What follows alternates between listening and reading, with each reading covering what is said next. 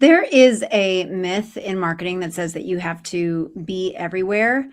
And I don't know. I just think being everywhere and being on every platform, it requires a bandwidth that you don't have. So you wind up being sloppier and more scattered in more places versus being consistent and being able to deliver in only a couple.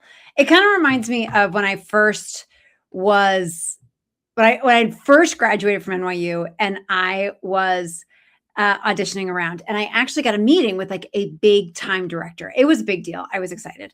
And so, I'm sorry, did I say director? I meant casting director. So this big time casting director. And he says to me, "So what can you do?" And I'm like, "Oh, everything. I can do everything."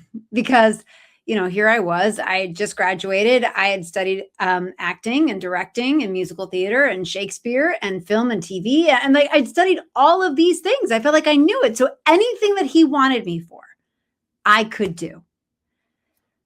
But I learned then, as he sort of ushered me out, and over the course of years, when his office didn't actually call me until I started performing in comedy shows regularly, then they knew what I did. Then they knew, oh, yes, when we need someone who's like a funny best friend or a funny mom type, we're going to call her.